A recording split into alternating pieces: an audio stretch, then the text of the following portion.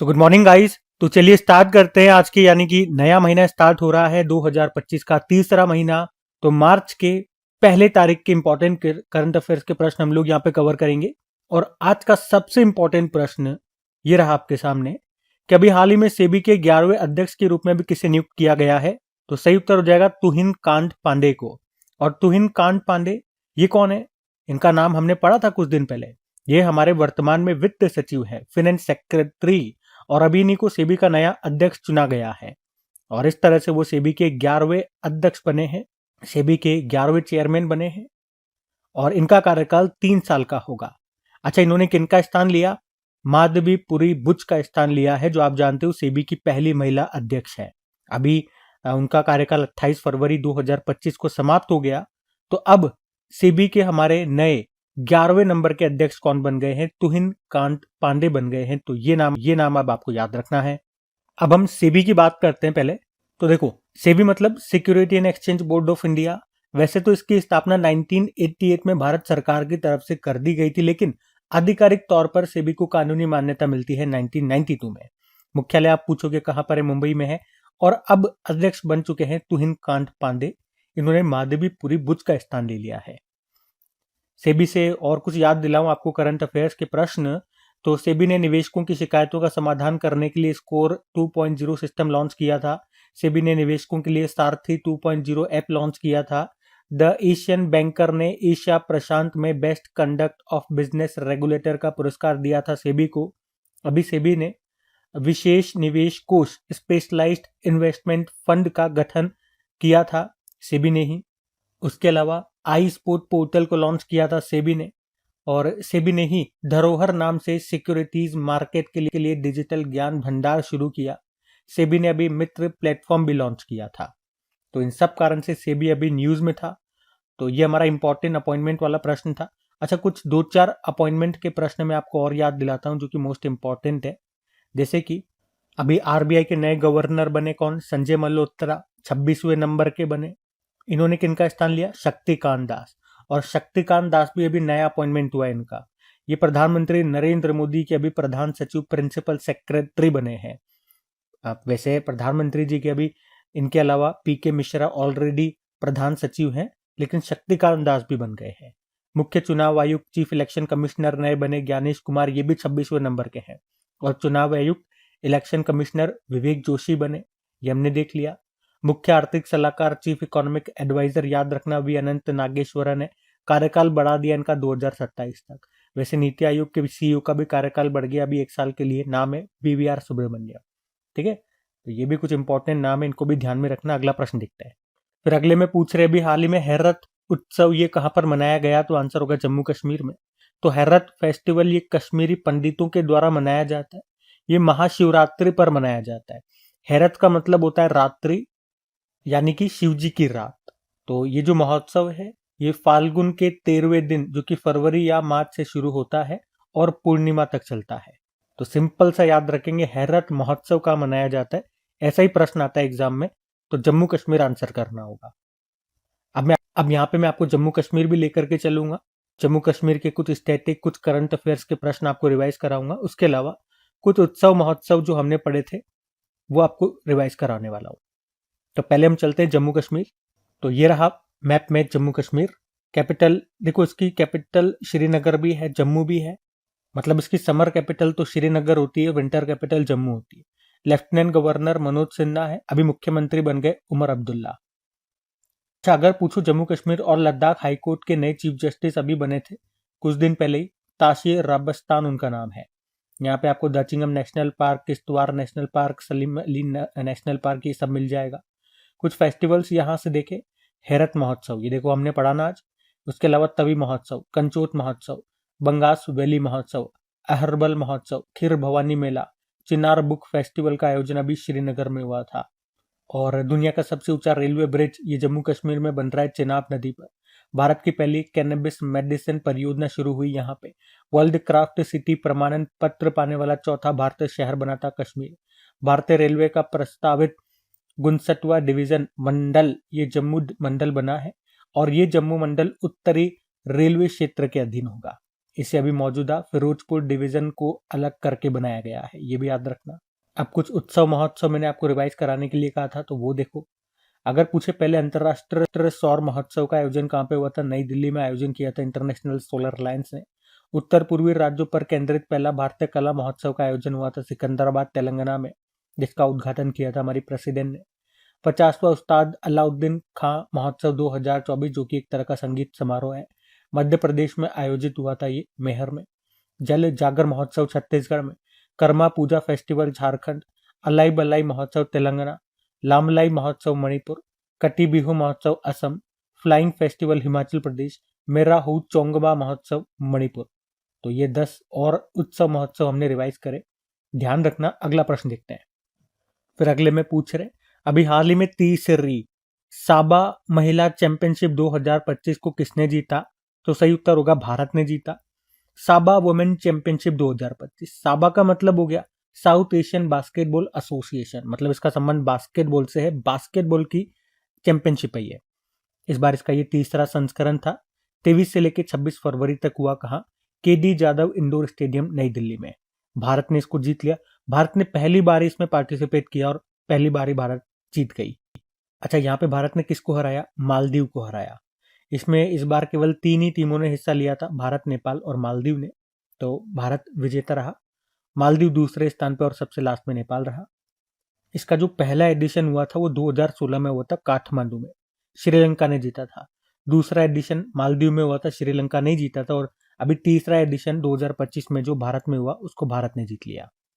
अच्छा, इसके अलावा एक और पॉइंट याद रखना यहाँ पे कि फीबा वुमेन्स एशिया कप 2025 का आयोजन इसी साल होगा जुलाई में। कहां पर? अच्छा, यहाँ पे आज आपको मैं स्पोर्ट्स से संबंधित कुछ करंट अफेयर्स के प्रश्न रिवाइज कराता हूँ। हमने देखा एक अमेरिकी मैगजीन है ट्रैक एंड फील्ड न्यूज, इसने किस भाला फेंक खिलाड़ी को 2024 के सर्वश्रेष्ठ भाला फेंक एथलीट नामित किया था? तो नीरज चोपड़ा को। एथलेटिक्स फेडरेशन ऑफ इंडिया के एथलीट्स कमीशन का चेयरपर्सन बनाया गया अंजू बॉबी जॉर्ज को, लॉन्ग जंपर है। अभी जो 38 नंबर के नेशनल गेम्स हुए थे अभी 2025 में हुए उत्तराखंड में, और इसका मैस्कॉट याद रखना मौली था। एंथम था संकल्प से शिखर तक, और इसमें पहले स्थान पे कौन रहा था? सर्विसेज। उसके अलावा भारतीय एथलेटिक्स महासंघ का अध्यक्ष चुना गया बहादुर सिंह सागू को। भारतीय ओलंपिक संघ के अध्यक्ष पीटी उषा है। भारतीय पैरालंपिक संघ के अध्यक्ष देवेंद्र झाझरिया है। अभी जो पहला खो खो वर्ल्ड कप हुआ था भारत में हुआ नई दिल्ली में, उसका मैस्कॉट तेजस और तारा है, दोनों हीरर है। और इसमें महिला और वुमेन्स मेंस और वुमेन्स दोनों कैटेगरी में भारत विजेता रहा। हमने दोनों में नेपाल को हराया। और मेजर ध्यानचंद खेल रत्न पुरस्कार 2024 4 खिलाड़ियों को मिला। निशानेबाज Manu Bhaker, chess champion D Gukesh, भारतीय पुरुष हॉकी टीम के कप्तान हरमनप्रीत सिंह और पैरा एथलीट प्रवीण कुमार को। उसके अलावा अभी पैरा तीरंदाजी एशिया कप 2025 ये बैंकॉक थाईलैंड में हुआ था। उसमें भारत ने 12 मेडल जीते थे, इसमें से 6 गोल्ड, 3 सिल्वर, 3 ब्रोंज, और इसके साथ भारत उस मेडल लिस्ट में टॉप पे रहा था। तो स्पोर्ट्स से संबंधित यहाँ पे ये कुछ करंट अफेयर्स ये इसी साल वाले हैं, है ना? इसी साल ये सारे हमने प्रश्न पढ़े थे, वो मैंने आपको रिवाइज कराए, ध्यान में रखना। अगला प्रश्न देखते हैं। अगले में पूछ रहे, अभी हाल ही में हमारे जो रक्षा मंत्री हैं राजनाथ सिंह, इन्होंने रक्षा मंत्रालय की द्विवार्षिक हिंदी पत्रिका इसको लॉन्च किया है। नाम क्या है उसका? उसका नाम है सशक्त भारत। तो हमारे जो रक्षा मंत्री हैं राजनाथ सिंह, उन्होंने नई दिल्ली में रक्षा मंत्रालय की द्विवार्षिक हिंदी पत्रिका, द्विवार्षिक मतलब जो हर 2 साल में एक बार आएगी, इसको अभी लॉन्च किया है। पहला इसका संस्करण है, पहली बार ये आई है, तो प्रश्न इंपॉर्टेंट है, नाम याद रखना आप, सशक्त भारत इसका नाम है। तो इस मैगजीन में, इस पत्रिका में क्या होगा? रक्षा मंत्रालय के कर्मचारियों की कविताएं, लेख और विचार इसमें शामिल होंगे। इसको लाने का मुख्य उद्देश्य क्या है? तो ये हिंदी भाषा में होगी। तो आधिकारिक संचार में हिंदी के प्रयोग को बढ़ावा देना है और सशस्त्र बलों के कर्मियों की वीरता और देशभक्ति को उजागर करना है। मतलब हमारे जो आर्म्ड फोर्सेज है उसमें जो वीर हमारे जो सैनिक हैं उनके बारे में इसमें बताया जाएगा और हिंदी भाषा में बताया जाएगा। तो इसके 2 पर्पज हो गए, हिंदी भाषा को बढ़ावा देना और हिंदी भाषा के माध्यम से हमारे वीरों के बारे में जानकारी प्रोवाइड कराना। अच्छा, आपको याद है हिंदी का जो हमारा पहला न्यूज़पेपर था वो कौन सा था? उद्दंड मार्तंड, जो किसने प्रकाशित किया था? जुगल किशोर ने। कब? 1826 में कोलकाता से प्रकाशित किया था। लेकिन पूछे भारत का पहला न्यूज़पेपर कौन सा था, तो वो बंगाल गजट था, जिसको आयरलैंड के एक व्यक्ति थे जेम्स ऑगस्टस हिक्की, उसने जारी किया था कब, 1780 में।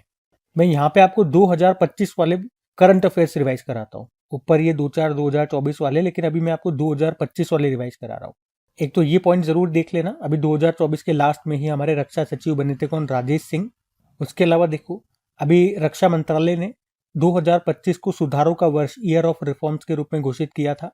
झुंड ड्रोन हमले के खतरे का मुकाबला करने के लिए डिजाइन की गई स्वदेशी माइक्रो मिसाइल प्रणाली का नाम क्या है, भार्गवस्त्र है। तो भार्गवस्त्र नाम याद रखना इंपॉर्टेंट हो गया। रक्षा मंत्री जी ने युद्ध क्षेत्र पर्यटन को बढ़ावा देने के लिए भारत रणभूमि दर्शन नाम से एक ऐप लॉन्च किया था। ग्लोबल फायर पावर इंडेक्स 2025 में भारत चौथे स्थान पर है, टॉप पर अमेरिका है। रक्षा मंत्री जी ने युद्ध क्षेत्र निगरानी प्रणाली को लॉन्च किया था, उसका नाम संजय है। अमेरिका ने लेजर वेपन हेलियोस का परीक्षण किया था। IIT गुवाहाटी ये सेना के लिए उच्च ऊंचाई पर बांस आधारित बंकर बनाएगी, इसके लिए सेना और IIT गुवाहाटी के बीच में समझौता हुआ था। ठीक है, तो ये इंपॉर्टेंट पॉइंट्स है, ध्यान रखना। अब एक काम करता हूं, एक होमवर्क प्रश्न आपको दे रहा हूं मैं। अभी जो बजट आया था उसमें रक्षा मंत्रालय के लिए कितना बजट अलोकेट हुआ है, ये आपको बताना है। और साथ में मैं आपको ये भी बता दूं कि बजट से जो भी इंपॉर्टेंट क्वेश्चंस बनते हैं उसका मैंने आपका क्विज तैयार कर दिया है। तो आपको क्या करना है, क्रैक एग्जाम एप्लीकेशन पे जाना है, उसको इंस्टॉल कर लो, नहीं करा तो उसका लिंक डिस्क्रिप्शन में है, या डायरेक्ट गूगल प्ले स्टोर पे जाकर के क्रैक एग्जाम टाइप करो, एप्लीकेशन आपके सामने आ जाएगी, ग्रीन कलर का लोगो है। उसको इंस्टॉल करने के बाद ये जो क्विज आएगा, इस पे जैसे आप क्लिक करोगे, सारी क्विजेज जो अभी तक बनी हुई है वो आपके सामने आ जाएगी। तो यहाँ पे बजट वाला ये आपको क्विज दिख रहा होगा, इसके अंदर जाकर के आप क्विज लगाना। 3 तरह के सेट वहां पे बने हुए हैं, 2 तो हिंदी में बने हुए हैं और उसमें बहुत सारे तरह के क्वेश्चंस हैं। लेकिन कल ही मैंने एक नया क्विज अपलोड किया है, उसमें हिंदी और इंग्लिश दोनों मीडियम के लिए। उसमें सारे इंपॉर्टेंट क्वेश्चंस रखे हैं, 25-26 क्वेश्चंस हैं, लगा लीजिए। उस बजट के जो भी टॉप इंपॉर्टेंट क्वेश्चंस होते हैं ना, वो वहां पे मैंने रखे हैं। ये क्विज कल ही मैंने अपलोड किया था और ये फ्री में अवेलेबल है, तो जब तक ये फ्री में है इसका फायदा उठाइए। अगर आप कहते हो कि कल आपने अपलोड कर दिया, आपको पता नहीं लगा, तो इसका मतलब ये हो गया आपने टेलीग्राम पे हमको ज्वाइन नहीं कर रखा, क्योंकि टेलीग्राम पे जब क्विज अपलोड होता है तो वहां पे मैं नोटिफाई कर देता हूं। तो टेलीग्राम का लिंक डिस्क्रिप्शन बॉक्स में ही मिल जाएगा, या अपनी क्रैक एग्जाम एप्लीकेशन के यहाँ पे आप होम में देखेंगे तो टेलीग्राम का लिंक है, जैसे आप उस पर क्लिक करेंगे डायरेक्ट अपने टेलीग्राम चैनल पे चले जाएंगे, वहां पे नीचे ज्वाइन का बटन आएगा, उस पर क्लिक करके ज्वाइन हो जाएगा फ्री में। तो जब भी कोई वहां पे अपडेट में डालूंगा उसका नोटिफिकेशन आपको मिल जाएगा, जैसे ये कल मैंने डाला था। तो ये चीज जरूर कर लेना। बाकी क्विजेज आप लगाते रहो, बाकी और जानकारी मैं आपको आगे दूंगा। अभी अगले प्रश्न की ओर बढ़, फिर अगले में पूछ रहे, अभी हाल ही में भारत कॉलिंग कॉन्फ्रेंस 2025 का आयोजन कहां पे किया गया, तो आंसर होगा मुंबई में। भारत कॉलिंग कॉन्फ्रेंस 2025 जो भी मुंबई में हुआ, इसका उद्घाटन किया हमारे जो वाणिज्य मंत्री हैं पीयूष गोयल ने, और इसका आयोजन किसने किया, chamber of commerce and industry ने। थीम क्या है, विकसित भारत 2047 का मार्ग सभी के लिए समृद्धि की ओर अग्रसर। इसका आयोजन करने का उद्देश्य वैश्विक आर्थिक विकास में भारत की महत्वपूर्ण भूमिका को उजागर करना और 2047 तक देश को शीर्ष निवेश गंतव्य के रूप में स्थापित करना।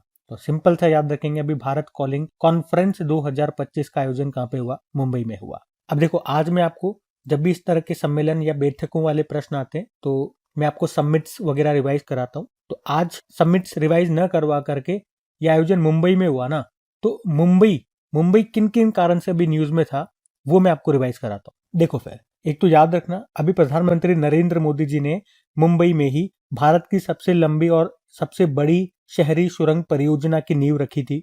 ये ठाणे और बोरीवली को आपस में जोड़ेगी, तो इसको नाम दिया ठाणे बोरीवली ट्विन टनल। इसकी खास बात है कि इसकी लंबाई याद रखना 11.8 किलोमीटर है, और ये टनल का जो निर्माण है ये संजय गांधी नेशनल पार्क के नीचे किया जा रहा है।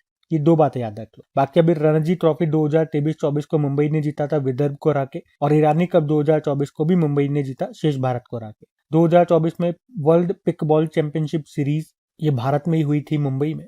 माइंडफुल इंडिया समिट 2024 हुआ था मुंबई में ही। देश का पहला महिला रेलवे स्टेशन ये आपको मुंबई में मिलेगा, Matunga railway station. Time magazine ने 2024 के विश्व के सबसे महान स्थानों की सूची जारी की थी, उसमें 3 भारतीय स्थान है। एक मुंबई है उनमें से। मुंबई में जो म्यूजियम ऑफ सॉल्यूशन है वो, बाकी दो हिमाचल प्रदेश और हैदराबाद में है। और मुंबई के अभी 16 वर्षीय जिया राय इंग्लिश चैनल को पार करने वाली दुनिया की सबसे कम उम्र की और सबसे तेज पैरा तैराक बन गई थी। मोदी जी ने भारतीय कौशल संस्थान का उद्घाटन किया था मुंबई में। देश का पहला CSIR मेगा इनोवेशन कॉम्प्लेक्स का उद्घाटन हुआ था मुंबई में। और पहला जो वेव्स समिट होगा अभी 2025 में होगा, ये मुंबई में होगा। इसको आप फुल फॉर्म में बोलोगे तो वर्ल्ड ऑडियो विजुअल जो समिट है उसकी यहाँ पे बात हो रही है। उसके अलावा मानव निर्मित द्वीप पर बनने वाला देश का पहला अपतटीय हवाई अड्डा ऑफशोर एयरपोर्ट, ये कहाँ पर शुरू होगा? मुंबई में ही। और मुंबई से हमेशा दो प्रश्न जो मैं आपसे पूछता हूँ ना, वो यही है, मुंबई किस द्वीप पर स्थित है? सालसेट द्वीप पर। किस नदी के मुहाने स्थित है? उल्हास नदी के मुहाने। ध्यान रखना ये, है ना, क्योंकि फिर बीच में फिर मैं कभी आपसे पूछूंगा तो आपको याद होने चाहिए। अगला प्रश्न देखते हैं। फिर अगले में पूछ रहे, अभी हाल ही में राष्ट्रीय विज्ञान दिवस नेशनल साइंस डे कब मनाया गया? तो आंसर होगा 28 फरवरी को। हर साल 28 फरवरी को नेशनल साइंस डे के रूप में मनाया जाता है। क्यों मनाते हैं? हमारे जो प्रसिद्ध भारतीय भौतिकी विज्ञानी थे, फिजिसिस्ट थे, CV रमन जी, उन्होंने 28 फरवरी 1928 में रमन इफेक्ट की खोज की थी, इसीलिए, जिसके लिए उन्हें 1930 में फिजिक्स का नोबेल पुरस्कार भी मिला था। और ये सम्मान पाने वाले वो पहले भारतीय भी थे, यानी कि पहले भारतीय थे जिन्हें फिजिक्स का नोबेल पुरस्कार मिला था। कब मिला था? 1930 में। भारत का सर्वोच्च सम्मान भारत रत्न भी उनको मिल चुका है 1954 में। पहली बार इस दिन को मनाना कब शुरू किया था? पहली बार इसको 1987 में मनाया था। अच्छा, थीम भी है इस बार की, विकसित भारत के लिए विज्ञान और नवाचार में वैश्विक नेतृत्व के लिए भारतीय युवाओं को सशक्त बनाना। अच्छा, ये तो नेशनल साइंस डे हो गया। एक वर्ल्ड साइंस डे भी होता है, वो 10 नवंबर को होता है। और साइंस से याद, अभी 10वां विज्ञान फिल्म महोत्सव 2025 हुआ था गोवा में। देश का सबसे बड़ा विज्ञान महोत्सव 2025 का आयोजन हुआ था IIT गुवाहाटी में। और पूसा कृषि विज्ञान मेला 2025 का आयोजन अभी नई दिल्ली में हुआ था। तो ये पॉइंट्स भी ध्यान रखना, विज्ञान या साइंस से ही संबंधित ये कुछ करंट अफेयर्स के पॉइंट्स हैं। अब वैसे तो ये डे वाला प्रश्न है और ये फरवरी का आखिरी दिवस था।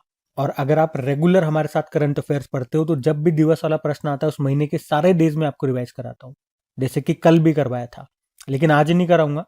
आज आपके पास मौका है, क्योंकि अब हम कल से मार्च में एंटर हो जाएंगे, मतलब मार्च में आज से एंटर हो गए, कल से मार्च के डेज हम स्टार्ट कर देंगे पढ़ना, फिर फरवरी की चर्चा नहीं होगी। आज आपके पास मौका है, फरवरी के जितने भी इंपॉर्टेंट डेज हमने पढ़े हैं वो कमेंट बॉक्स में टाइप करिए और देखिए कि आपको कितने याद है। मैंने तो आपको पढ़ा दिए, अब आपको कितने याद है लिखिए तो आपको पता लगेगा। हम अगले प्रश्न पे पढ़ते हैं। फिर अगले में पूछ रहे कि अभी हाल ही में किस राज्य या यूनियन टेरिटरी की पुलिस ने EFIR दर्ज की है? तो इसका सही उत्तर होगा जम्मू कश्मीर ने। तो अभी हाल ही में जम्मू कश्मीर पुलिस ने पहली EFIR रजिस्टर की है। ये EFIR Vilgam police station Handwara Jammu Kashmir में रजिस्टर की गई है। व्हाट्सएप के जरिए ये दर्ज की गई है। इसके अलावा पहली ईमेल से जो FIR को जो दर्ज किया गया, ये मामला भी जम्मू कश्मीर में हुआ है। EFIR यानी कि ऑनलाइन FIR को दर्ज करना। हम FIR दर्ज कराने खुद फिजिकल फॉर्म में पुलिस स्टेशन जाते हैं, वहाँ पे रजिस्टर में FIR दर्ज करवाते हैं, लेकिन ऑनलाइन की यहाँ पे बात हुई है। तो ये पहला जो मामला हुआ है वो जम्मू कश्मीर का है, ये ध्यान रखना। अच्छा, FIR तो बहुत बार आप सुनते होंगे। FIR एक सीरियल भी आता था शायद पहले। FIR का फुल फॉर्म आपको पता है क्या, अगर मैं पूछूं तो याद रखना, फर्स्ट इंफॉर्मेशन रिपोर्ट। और अगर आपको याद हो तो अभी गरुड़ाक्षी ऑनलाइन FIR प्रणाली को, सिस्टम को किसने शुरू किया था? तो याद रखना, कर्नाटक ने। गृह मंत्री जी ने, जो अमित शाह हैं, इन्होंने कहां पर हाईटेक पुलिस मुख्यालय का उद्घाटन किया था? अहमदाबाद में। और जम्मू कश्मीर की बात है तो हमने पीछे वो प्रश्न में देख ही लिया। तो अगला प्रश्न की ओर बढ़ते हैं। फिर अगले में पूछ रहे, अभी भारत में सबसे अधिक गिद्धों की जनसंख्या किस राज्य में दर्ज की गई है? तो आंसर होगा मध्य प्रदेश। तो अभी मध्य प्रदेश में किए गए वल्चर सेंसस में मध्य प्रदेश भारत का सबसे ज्यादा वल्चर पॉपुलेशन वाला राज्य बन गया। वल्चर यानी कि गिद्ध। तो 2025 वल्चर पॉपुलेशन वाला राज्य बन गया कौन सा? मध्य प्रदेश। अभी 2025 वल्चर गणना, इसका फेज 1 अभी हुआ था और उसकी रिपोर्ट आई, उसमें बताया गया कि मध्य प्रदेश में कितने हैं? 12,981 गिद्ध पाए गए हैं। और 2024 से अगर इसकी तुलना करते हैं तो 2024 में ये थे 10,845, जो अभी 2025 में कितने हैं? 12,981, यानी कि इंक्रीमेंट हुआ है, बढ़ गए हैं। और इस हिसाब से बताया गया कि मध्य प्रदेश में सबसे अधिक गिद्धों की संख्या है। मध्य प्रदेश में भी विशेष रूप से पन्ना टाइगर रिजर्व में। और ये census Madhya Pradesh forest department के द्वारा किया गया, 2016 से किया जा रहा है। हर साल इसका आयोजित किया जाता है। अब ये जो 2025 की जो ये वल्चर सेंसस गिद्धों की जो जनगणना हो रही है ना, ये 2 चरणों में होगी, 2 फेजेस में होगी। अभी पहला फेज हो चुका है फरवरी में, अब अगला फेज अप्रैल के महीने में होगा इसी साल। तो वहां पे जितने भी national park, tiger reserve, wild life sanctuary है, वहां पे इनका सर्वेक्षण किया जाता है। और वैसे आप करंट अफेयर्स में बहुत सी बार आपने पढ़ा होगा गिद्धों के बारे में, तो एक बात आपने ये देखी होगी कि गिद्धों की संख्या में गिरावट आ रही है। गिरावट आने का कारण क्या है? 1990 में गिद्धों की संख्या तेजी से घटी थी और इसका मेन रीजन था डाइक्लोफोनिक जो दवा है। ये दूसरे एनिमल्स को दी जाती है, पेन रिलीफ के रूप में काम में ली जाती है, लेकिन दूसरे एनिमल्स जिनको ये दी जाती है, जब वो मर जाते हैं सड़कों पे, सड़कों के किनारे, तो गिद्ध खाते हैं। तो जब वो गिद्ध खाते हैं तो वो दवा उन गिद्धों के शरीर में चल जाती है और वो उनके लिए जहर का काम करती है। इससे गिद्ध मर जाते हैं। वैसे सरकार ने अभी इसे बैन भी कर दिया है, ये हम पढ़ भी चुके हैं। उसे और कुछ प्रश्न आपने जो करंट अफेयर्स में पढ़े होंगे, मैं एक बार आपको रिवाइज कराऊं। एक तो ये याद रखना, गिद्धों के लिए विश्व का पहला संरक्षण और प्रजनन केंद्र आपको मिलेगा महाराजगंज, उत्तर प्रदेश में। अंतरराष्ट्रीय गिद्ध जागरूकता दिवस मनाया जाता है 7 सितंबर को। भारत में पहली बार हिमालय गिद्ध का कैप्टिव में जन्म हुआ था, कहां पे? असम में। केंद्र सरकार ने किस जानवर पर दुष्प्रभाव के कारण पशु दर्द निवारक जो दवा है, जो हमने बात की थी ना, एक तो डाइक्लोफोनिक और एक ये है निमेसुलाइड, इन दोनों पर प्रतिबंध लगा दिया है क्योंकि इनका दुष्प्रभाव देखने को मिलता है गिद्ध के कारण। वो मैंने आपको समझा दिया कैसे। तो हमारा जो आज हमने प्रश्न पढ़ा वो संबंधित था गिद्धों की जनसंख्या से, कि भारत में सबसे अधिक गिद्धों की जनसंख्या ये किस राज्य में दर्ज की गई है। तो मध्य प्रदेश आंसर होगा, याद रखना। और जनसंख्या से याद आता है, कल मैंने आपको सेंसस के ऊपर, हमारी जनगणना के ऊपर क्विज बना करके दी है, और जनसंख्या से बनने वाले जितने भी इंपॉर्टेंट प्रश्न हैं जो अभी तक एग्जाम में पूछे गए हैं, वो सारे प्रश्न मैंने वहां पे डाल दिए हैं। वहीं पे मिलेगी आपको, जब आप क्विज सेक्शन में जाएंगे तो यहाँ पे देखिए सेंसस वाला क्विज दे रखा है, तो वहां पर जाकर इसको लगा लीजिएगा, क्योंकि आप नोटिस करोगे कई एग्जाम में इस तरह के प्रश्न पूछे जाते हैं जनगणना से संबंधित। और अभी मैं आपकी डेली कोशिश कर रहा हूँ एकाध क्विज आपको बना करके दूं, टॉपिक वाइज, जो भी इंपॉर्टेंट पहले टॉपिक्स होते हैं। जैसे अभी बजट का बना दिया, अब सेंसस बना दिया, अभी जो नोबेल प्राइज जो दिए गए थे उनके ऊपर क्विज बना दिया, शास्त्रीय नृत्य हो गए, लोक नृत्य हो गए, इन पे मैंने क्विज बना दिया। और इसके अलावा आप चिंता मत करो, देखो ये एप्लीकेशन पे मैं क्विज डालना अभी 2-5 दिन पहले से ही शुरू किया है, क्योंकि आपको पता है अपनी एप्लीकेशन पिछले 1 साल से गूगल प्ले स्टोर ने इसमें प्रतिबंध लगा रखे थे। इस पे मैंने काफी पैसा इन्वेस्ट किया इसको बनाने के लिए, लेकिन 1 साल तक बैन थी ये, और अभी कुछ समय के लिए उन्होंने बैन हटा दिया। पता नहीं वो कब बैन लगा दे, उनका कोई भरोसा नहीं है। देखो, क्योंकि गूगल पागल है, ये गूगल प्ले स्टोर वाले अपने मन की मर्जी चलाते हैं। हमने कुछ भी नहीं किया, उसके बावजूद भी हम पे बैन लगा दिए 1 साल के लिए। 1 साल कम नहीं होता ड्यूरेशन, और बिना कारण के बैन लगा दिया तो मैं कोई गारंटी नहीं ले सकता आगे इस पे बैन ना लगे। लगा सकते हैं, उनकी मर्जी है, कुछ भी कर सकते हैं। तो जब तक ये उपलब्ध है, मैं आपको अच्छे से अच्छा डेटा देना चाहता हूँ, क्विज देना चाहता हूँ, ताकि आप प्रैक्टिस अच्छे से करते रहो। कल से ये बैन हो जाएगी, फिर आप क्विजेस नहीं लगा पाओगे, फिर मुझसे मत कहना। इसलिए अभी अपलोड हो रही है तो स्टार्टिंग में मेरे साथ चलते रहो, क्विजेस लगाते रहो, और बस ईश्वर से प्रार्थना करो कि हमारी एप्लीकेशन को कुछ ना हो, ये ऐसे ही चलती रहे, उससे आपकी मदद होती रहे। क्योंकि अब तो मुझे भी डर लगता है भैया, कुछ भी हो सकता है, कुछ भी कर सकते हैं ये लोग। और प्लीज अगर सेशन अच्छा लगता है, मेहनत अच्छी लगती है, तो अपने वीडियोस को सपोर्ट भी करो यार। सपोर्ट नहीं मिल रहे अपने वीडियोस को, व्यूज बिल्कुल नहीं आ रहे हैं। अपने स्टडी ग्रुप में दोस्तों के साथ में एक बार शेयर जरूर करो। बाकी चलो अभी अगले प्रश्न की। और हाँ, मैं आपको बताना भूल गया कि क्विजेज में टॉपिक वाइज करंट अफेयर्स की क्विजेज में अपलोड कर रहा हूँ। इसमें टॉपिक वाइज करंट अफेयर्स होगा, और वो भी मंथली वाइज होगा। जैसे आप अवार्ड्स जो आपने करंट अफेयर्स में पढ़े, वो अवार्ड्स पे क्विज लगाना चाहते हो, और आप चाहते हो कि मेरे को जनवरी के अवार्ड्स लगाने हैं, मेरे को मार्च के अवार्ड्स लगाने हैं, तो उस मंथ के अवार्ड्स आप लगा पाओगे। मतलब टॉपिक वाइज भी है, उसमें भी मंथली वाइज है। तो इतना बेहतर काम करने की कोशिश कर रहा हूँ। उसमें मेहनत तो लगती है, ऑब्वियस सी बात है। अभी फरवरी में क्विज चालू हुई है, अब मुझे सारा जनवरी का डेटा अपलोड करना है, एक एक क्वेश्चन छाट करके फरवरी का अपलोड करना है, तो टाइम बहुत लगता है मेरे भाई। तो धीरे धीरे मैं अपलोड कर रहा हूँ। मुझे कम से कम पूरा मार्च का महीना लग जाएगा, क्योंकि हर दिन मुझे 3 दिनों की क्विजेज अपलोड करनी पड़ेंगी। एक तो मार्च का साथ साथ चलना है, उसके अलावा फरवरी का, और एक दिन जनवरी का भी लेना है। तब जाकर के पूरा मार्च जब खत्म होगा, उसके साथ साथ जनवरी और फरवरी की भी अपलोड हो पाएगी। और 3 दिन कहना आसान होता है, लेकिन बहुत समय लग जाता है एक एक क्वेश्चन को सेलेक्ट करना कि इसको कहाँ पे सेट करना है, कहाँ पे डालना है। बहुत मेहनत लगती है, बहुत टाइम कंज्यूमिंग है। लेकिन जब एक बार ये तैयार हो जाएगा ना, तो आपको मजा आएगा देखना। रियली जो पढ़ने वाले स्टूडेंट्स होते हैं ना, उनको तो मजा आएगा। एक बार तैयार होने दो। चलो अगला प्रश्न देखते हैं। अगला क्या है कि अभी हाल ही में माइक्रोसॉफ्ट की सहायता से एआई, आर्टिफिशियल इंटेलिजेंस आधारित प्रोजेक्ट फार्म वाइब्स, ये कहाँ पर अभी डेवलप किया गया या विकसित किया गया? तो आंसर होगा महाराष्ट्र में। एक्चुअली में अभी माइक्रोसॉफ्ट ने बारामती महाराष्ट्र में प्रोजेक्ट फार्म वाइब्स को लॉन्च किया है। और नाम से क्लियर है, फार्मिंग यानी कि कृषि में बेहतर आउटपुट के लिए एआई का इस्तेमाल होगा। मुख्य उद्देश्य यही है। इसमें फसल की पैदावार में 40% सुधार होगा और उर्वरक के उपयोग में 25% तक की कमी आएगी, ऐसा इनका कहना है माइक्रोसॉफ्ट वालों का। मतलब ये एआई टेक्नोलॉजी पर काम करेगा, जो आपकी खेती को ऑब्जर्व करेगा, उसकी मिट्टी कैसी है, वहां की जलवायु कैसी है, उन सबको ऑब्जर्व करके, उन सबका एनालिसिस करके आपको यानी कि किसानों को सलाह देगा कि भैया तुम इस सीजन में ये वाली फसल करो, इसमें इतना पानी डालो, इसमें ये करो, इसमें वो करो। क्योंकि टेक्नोलॉजी को बेस्ड है ये, और किसान अगर इसके हिसाब से काम करेंगे तो उनको अच्छी फसल में पैदावार देखने को मिलेगी। तैयार किसने किया? माइक्रोसॉफ्ट ने किया है। क्या है ये?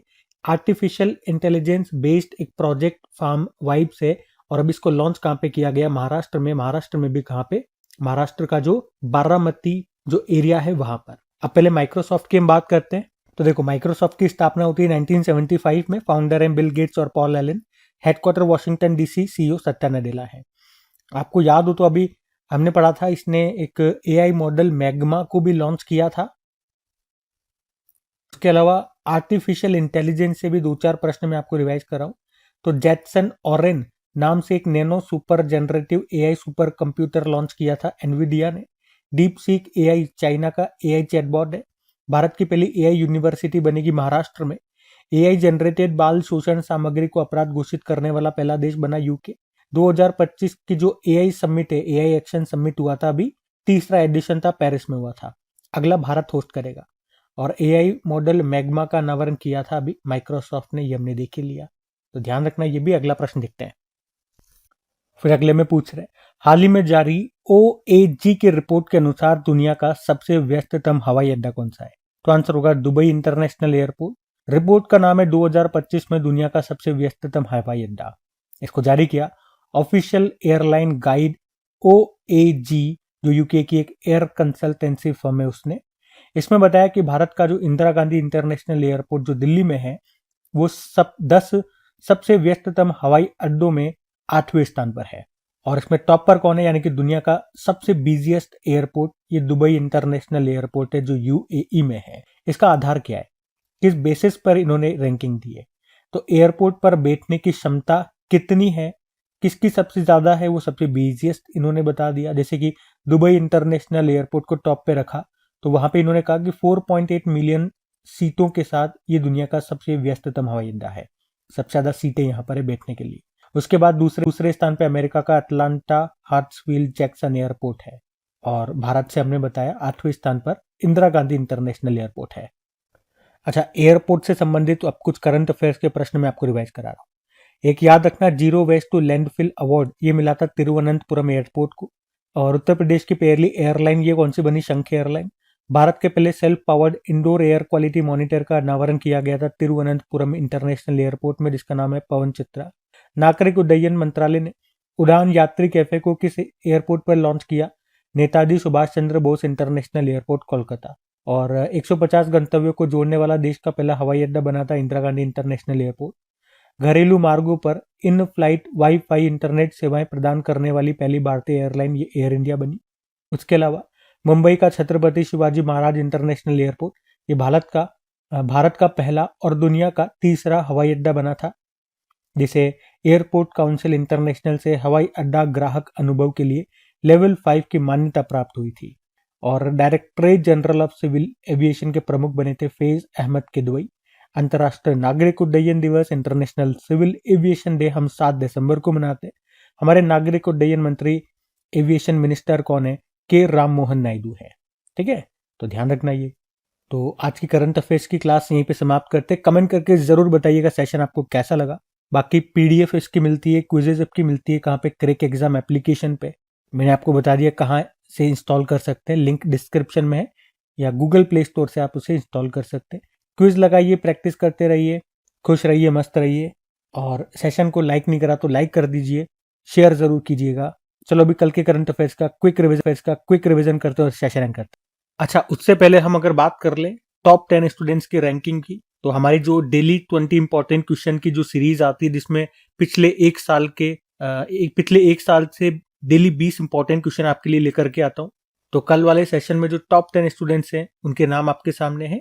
पहले स्थान पे निलय है, फिर रोशन है, दीपांशु, पवन, सबा, रमिक्षा, विजया, मिस्तु, अप्रतिम और कमलेश। आप सभी को कॉन्ग्रेचुलेशन। ये बस आप लोगों को प्रोत्साहित करने के लिए कि आप लगे रहें, अच्छा परफॉर्म करें, अपनी प्रैक्टिस बनाए रखें। चलो अब कल का हम रिवीजन करते हैं। तो पहला प्रश्न पूछा था अभी, न्योकुम यूलो उत्सव ये कहां पर मनाया गया? अरुणाचल प्रदेश। फिर पूछा था जल थल रक्षा 2025 अभ्यास का आयोजन हुआ बेट द्वारका, गुजरात में।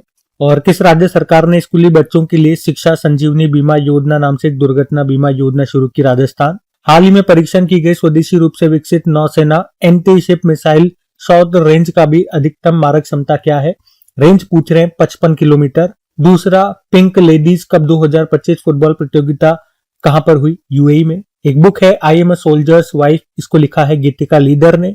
मॉर्थ की वार्षिक रिपोर्ट 2024-25 के अनुसार सड़क नेटवर्क के मामले में भारत दुनिया में दूसरे स्थान पर है। देश के वैज्ञानिकों ने अभी चंद्रमा के दक्षिणी ध्रुव का पहला विस्तृत भूवैज्ञानिक मानचित्रण तैयार किया। किसने? भारत ने। वर्ल्ड एनजीओ डे मनाया गया 27 फरवरी को। और अमेरिकी कंपनी इंटूटिव मशीन्स ने अपना दूसरा चंद्र मिशन लॉन्च किया, उसमें लैंडर का नाम क्या है? एथेना। चलो कल का भी होमवर्क प्रश्न देखते हैं और सेशन एंड करते हैं। तो कल आपसे पूछा था कि विश्व हाइड्रोजन शिखर सम्मेलन और प्रदर्शनी 2024 का आयोजन कहां पे किया गया था? तो आंसर हो जाएगा नीदरलैंड में। आप सभी ने प्रश्न का बिल्कुल सही उत्तर दिया। अब ये रहा आज का आपका होमवर्क प्रश्न।